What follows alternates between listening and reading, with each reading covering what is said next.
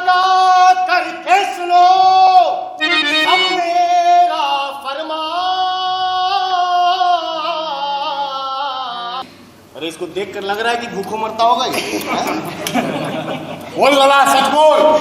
Hello नमस्ते, welcome to my channel जिसका नाम है एक्टर्स लाइफ अनकट और मैं आशुतोष सिंह राठौर, एक एक्टर और एक्टिंग कोच। आज की वीडियो में मैं बात करने वाला हूं नौटंकी शैली में कैसे मैंने नाटक किया और डाकू सुल्ताना का कैरेक्टर मैंने कैसे परफॉर्म किया, उसकी तैयारी कैसे कैसे की। तो आइए उस पर बात करते हैं।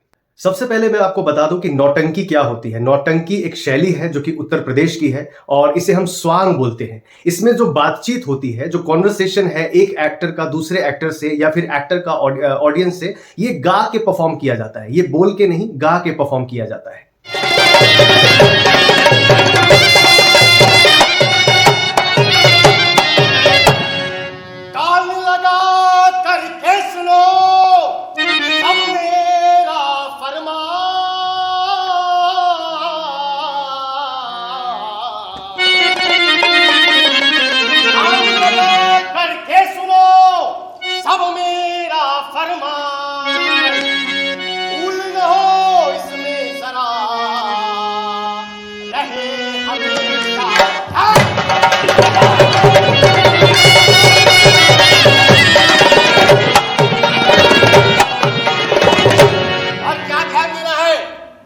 मदद गरीबों की हरदम तुम मेरे दोस्तों करना, लेकिन दौलतमंदों की दहशत से कभी ना डरना।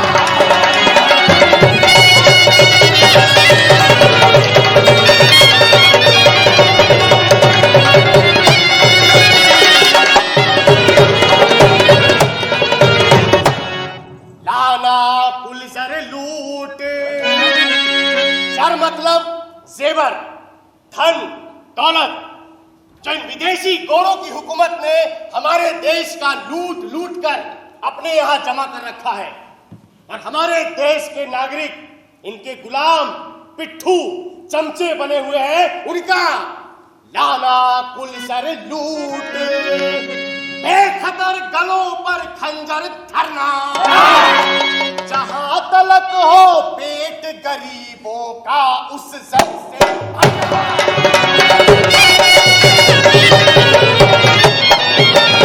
ये था कि पहले कभी इस शैली को नहीं किया था, नौटंकी में कभी परफॉर्म नहीं किया था। पहली बार ये नाटक मैं कर रहा था नौटंकी में, तो ऑफ कोर्स बहुत बड़ा चैलेंज था मेरे लिए। तो हमारे जो डायरेक्टर है पंडित पद्मश्री पंडित रामदयाल शर्मा जी, उन्होंने मुझे कास्ट किया एज सुल्ताना डाकू। तो पहले तो कास्टिंग हुई, कास्टिंग के बाद अब गाने की बारी आई। तो गाना तो मैं गा लेता था, लेकिन हाई पिच पे कभी मैंने गाना नहीं गाया था, तो पता नहीं था कि इतने हाई पिच पे गाना होता है। सो पहले उसकी तैयारी हुई, उन्होंने तरीका बताया कि नौटंकी में कैसे गाते हैं, वो थोड़ा बहुत उन्होंने इंट्रोड्यूस किया, हमें बताया, समझाया। फिर घर पे आके मैं उसकी प्रैक्टिस करता था।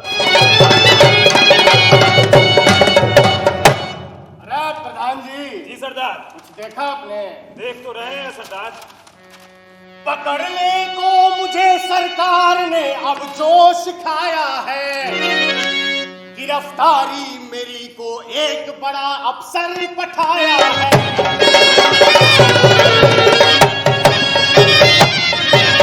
अच्छा जी, तो यंग साहब ही यहाँ तशरीफ लाए हैं, न जाने क्या करेंगे, सुना बड़े होशियार पाए हैं।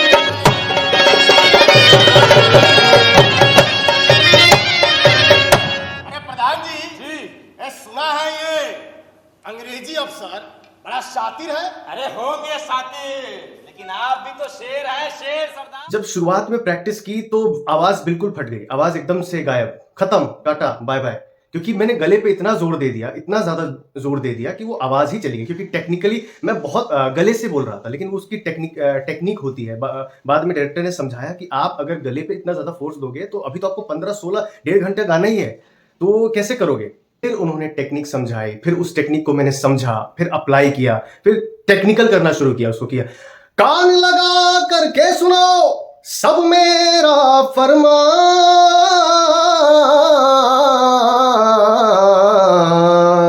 कान लगा करके सुनो सब मेरा फरमान, भूल ना हो इस में जरा रहे हमेशा ध्यान। तो ये ऐसा तो नौटंकी मतलब पूरा काफिला है, हजारों लोग की तादाद है। तो पहले के जमाने में माइक नहीं हुआ करती थी, लोग नौटंकी जब करते थे तो कोसों दूर आवाज जाती थी और वहां से लोग आते थे कि यार फलाना नौटंकी, फलाने का नौटंकी है, ये नौटंकी, अरे वो नौटंकी खेली जा रही, चलो चलो देखते हैं। सो दूर तक आवाज जाती थी। तो वॉइस बहुत इंपॉर्टेंट रोल प्ले करता था इस कैरेक्टर के लिए। सुनो, तुम लगा करके लाओ ये जल्दी पता, हो रहे मशवरे यंग साहब के क्या, उनके हमराह अब कितने हैं आदमी, देख आओ मगर तुम न करना लगा।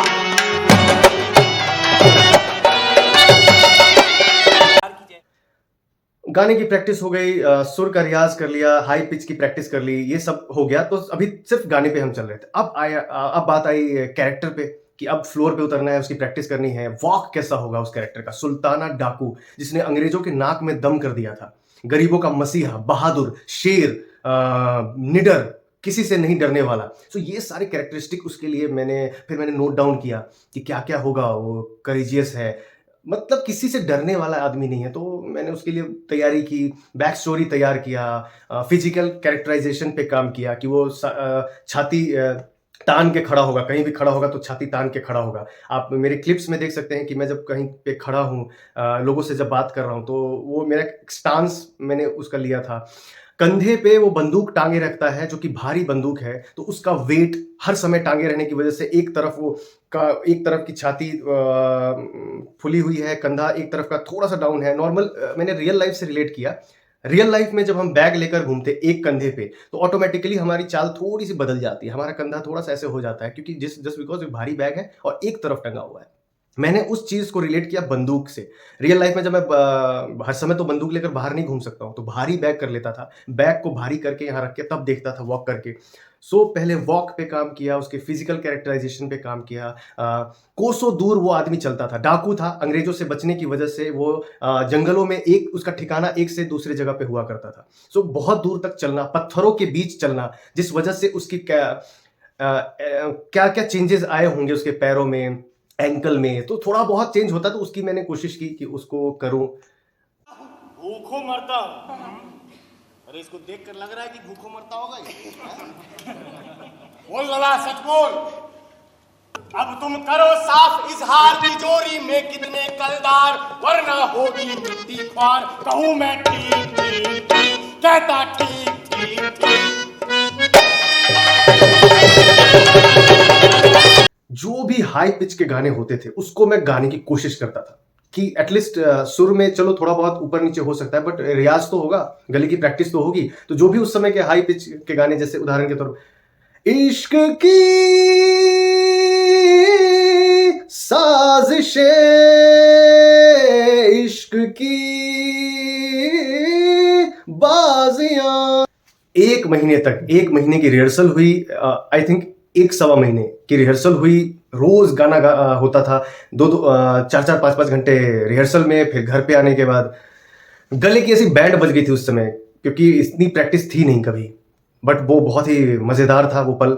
और इसके मैंने फिर 5 शोज किए, और जब ये शो हुआ लोगों को इतना पसंद आया, लोगों ने बहुत सराहा, बहुत प्यार दिया कि डाकू सुल्ताना का कैरेक्टर आपने बहुत मतलब कमाल किया। लोगों ने बहुत तारीफ की, और मेरे दिल के बहुत करीब है ये कैरेक्टर, और मैं बहुत प्यार करता हूँ इस कैरेक्टर से, जिसने मुझे बहुत कुछ सिखाया, बहुत कुछ एज एन एक्टर मेरे अंदर ग्रोथ हुई इस कैरेक्टर को करने के दरमियान। तू गरीब है? हाँ हुजूर। अरे पहले क्यों नहीं बताया? बताइए। आपने मौका ही नहीं दिया हुजूर। अरे कोई बात नहीं। मती अब डर तू दिल दरमियान,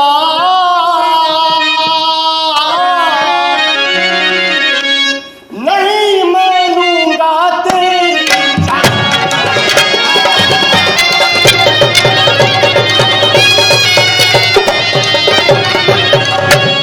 ये बता जी, कितनी तनख्वाह माह में दे तुझे सरकार, कितने तेरे मकान में खाने वाले यार, हाल ये कर सारा इजहार, नहीं मैं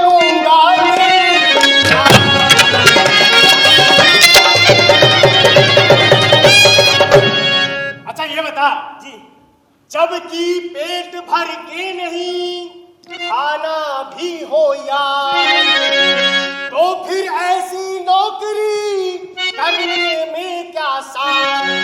अबे चल तू बेअकल गवार, मैं लूंगा तेरी जान।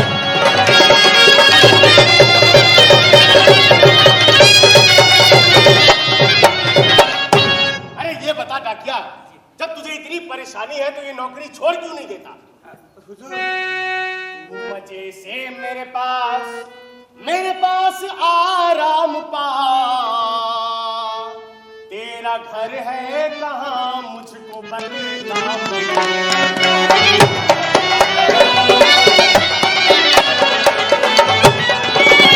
एक किस्सा है, जब ये शो हुआ था, ओपन हुआ था, 1-2 शो के बाद वहाँ के जो स्टूडेंट्स हैं, मेरे जो जूनियर्स हैं, दोस्त यार हैं, तो ये जब भी बाहर देखते थे तो वही उसकी लाइनें दोहराते थे मुझे देखकर। तू मजे से मेरे पास आराम कर, तो ऐसे करके वो लोग जब भी मुझे देखते, तू मजे से मेरे पास। तो बहुत प्यार मिलता है जब आपको आपके कैरेक्टर के थ्रू आपको प्यार मिलता है, लोग उसके थ्रू आपको जानते हैं, तो बहुत अच्छा लगता है एज एन एक्टर। इसमें जो कुछ डायलॉग्स थे ना वो गुस्से में थे, तो गुस्से में भी गा के बोलना था, और गाने में वो एग्रेशन, वो गुस्सा दिखाना था, और वो सुर में होना चाहिए। जैसे ये एक डायलॉग है कि अबे मक्कार बदकार बक बक मत कर, हाल सब तेरा मक्कार खुल ही गया। अरे वो यंग साहब भाग गए, बिल्कुल निडर हो जाइए सरदार। हाँ यंग साहब भाग गए, हम निडर हो जाए। अबे मक्कार बदकार बक बक न कर, हाल सब तेरा मक्कार खुल ही गया। तनख्वाह लगी किसकी 15 रुपए, और किसका so that's it for today. कैसी लगी आपको मेरी वीडियो जरूर बताइएगा। मेरी वीडियो को लाइक कीजिए, अगर अच्छी लगी होगी तो कमेंट्स करके बताइए कि क्या पसंद आया, और चैनल को जरूर सब्सक्राइब कीजिए, मैं ऐसी वीडियोस और लाता रहूंगा। Thank you so much. बने रहिए मेरे चैनल का नाम, जिसका नाम है एक्टर्स लाइफ अनकट। मिलता हूं आपसे अगली वीडियो में। Thank you. इसके गले में फंदा डालो, सुना नहीं तुमने?